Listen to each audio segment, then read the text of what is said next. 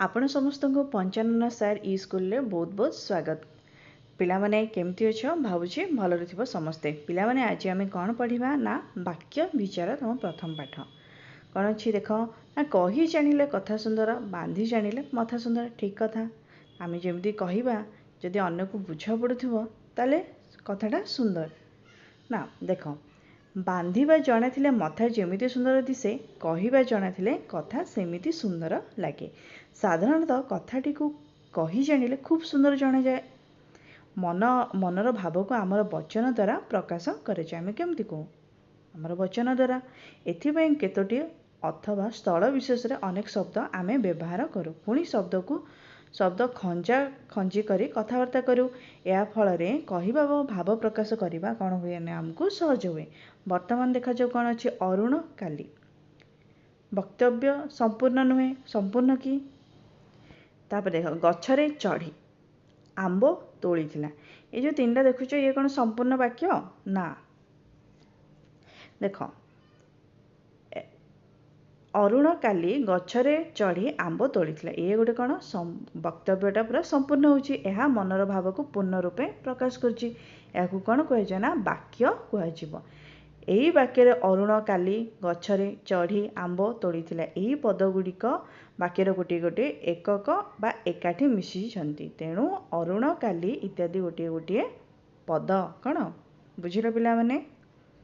चलो तापर कौन पढ़िबा ना एक बा एकाधिक पद मिलित होई मनर भाव को संपूर्ण रूपे प्रकाश कले ताकू कौन कह जाए वाक्य कह जाए।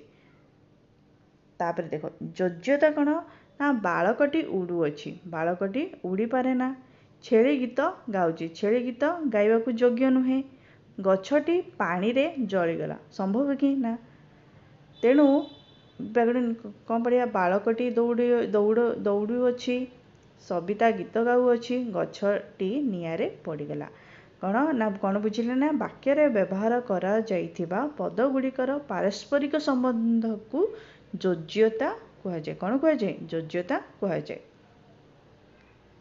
ठीक अच्छे बुझिल तापर देख आकांक्षा कौन मदन सहित वाक्यटी पूर्ण नुहे यह अन्य किसी कथा को अपेक्षा करुच्ची हाँ ना नहीं रविवार दिन चपला वाक्य अन्य किसी पद को अपेक्षा करेणु यह पूर्ण नुहे देख तले कौन देखिए मदन सहित तांको बापा आसबे ये ठीक है रविवार दिन चपला भुवनेश्वर जीव तो कौन बुझे ना वाक्य थिबा गोटे पद अन्य पद गुड़िकर अर्थबोधकता अपेक्षा कले ताकू कौन कह जाए ना आकांक्षा कह जाए कौन कह जाए आकांक्षा कह जाए।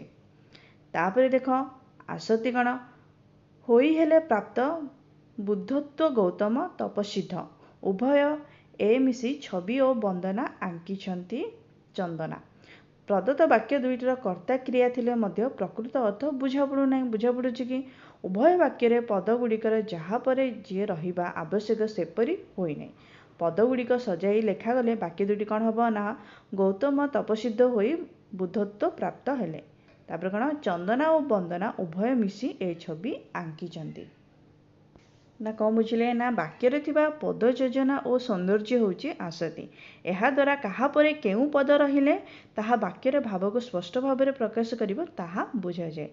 आसती को मध्य पद विन्यास कह जाए मन रख तुम परीक्षा रे गुडे सब पढ़िबो ठीक अछि।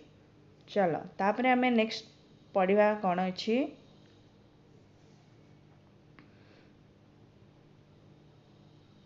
वाक्यांश कौन हरिहर कथा शुणी माँ आउे कौन ना घंटा बाजिले अथच पिला माने उदाहृत वाक्य द्वय संपूर्ण नुहति संपूर्ण जो उदाहरण देती दुईटा जाक संपूर्ण कि एगुड़िक संपूर्ण करने अन्य केतोटी पदर आवश्यकता अच्छी यथा कौन हरिहर कथा शुणी माँ आश्चर्य हेले घंटा बाजिला अथच पिला माने श्रेणी को आसिले नहीं मूल वाक्य दुईटी सहित मोटा अक्षर लिखित पद गुड़िक जोड़ार वाक्यद्वय संपूर्ण हेले प्रथम दि जाइथिबा अंश पूर्ण वाक्यर एक अंश तेणु या कौन कह वाक्यांश कह जाए।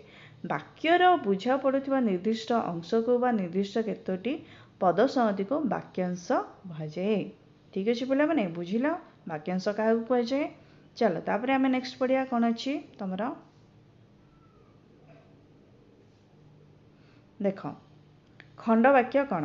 ଯେଉଁମାନେ ବୃଥାରେ ସମୟ କାଟନ୍ତି। ତାପରେ ଦେଖ, କିଏ ପ୍ରଥମେ ହେବ? ଯେଉଁମାନେ କର୍ତ୍ତା କାଟନ୍ତି କ୍ରିୟାପଦ। କିଏ କର୍ତ୍ତା ହେବ? ନା କ୍ରିୟାପଦ। ଦୁଇଟି ବାକ୍ୟରେ କର୍ତ୍ତା ଓ କ୍ରିୟା ଥାଇ ମଧ୍ୟ ଏହା ମନୋଭାବ ସମ୍ପୂର୍ଣ୍ଣ ରୂପେ ପ୍ରକାଶ କରୁନାହିଁ। ତେଣୁ ଉଦାହୃତ ଯେଉଁ ଉଦାହରଣ ଦେଇକି ବାକ୍ୟ ଖଣ୍ଡକୁ ଖଣ୍ଡୀୟ ବାକ୍ୟ କୁହାଯିବ। ସମସ୍ତ ବାକ୍ୟର ସମାପିକା କ୍ରିୟାଯୁକ୍ତ ଅଂଶଟିକୁ ଖଣ୍ଡବାକ୍ୟ କୁହାଯାଏ। କ'ଣ କୁହାଯାଏ? ଖଣ୍ଡବାକ୍ୟ କୁହାଯାଏ।